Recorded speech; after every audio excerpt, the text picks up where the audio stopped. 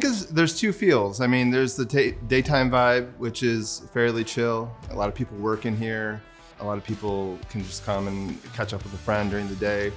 And then around 7, 8, the music comes up, the lights come down, and it's really got that, it's almost like a upscale dive bar vibe going on. And yeah, once you get some friends in here and some of our regulars in here, it's just a good feel.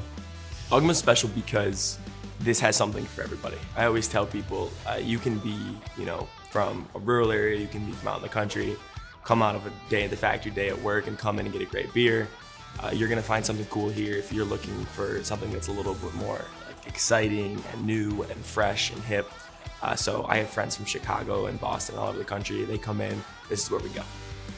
One thing I will say is our beer's flawless. So even if it's not a style you are in love with, say you've never tried a sour before, you're gonna try ours and think, maybe not my favorite thing, but wow, that was delicious. So our IPAs are fresh, they're dry hopped, they're different than what you're gonna find coming out of a tap that's across every bar in town. The 3 owners, we've known each other since like our teens and before even, really. So 2 of them have known themselves their entire lives, they're brothers. Troy had been brewing at Dark Horse for about 12 years and knew about 5 years in that he wanted to do his own brewery. We connected and started throwing around ideas. So we're like, let's give it a go. Found a spot downtown Jackson that we all kind of had our eye on because it had been a coffee shop, the Thunderbird Coffee House, that we'd all hung out at as teenagers. It had been something we all wanted to do.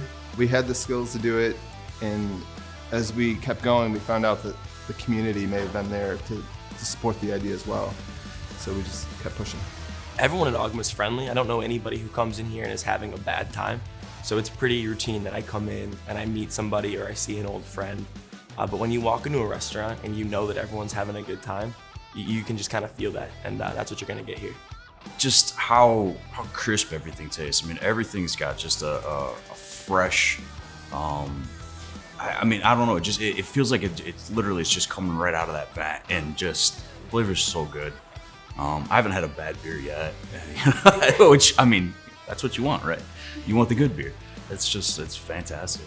The menu's always changing. The food is excellent. Seriously, probably the best food in Jackson. I love how fresh it is. I love how innovative it is. And I think it's incredible. They do it in a really small kitchen, and it's always rotating and always changing, which for me is an instant sign that things are gonna be fresh and exciting.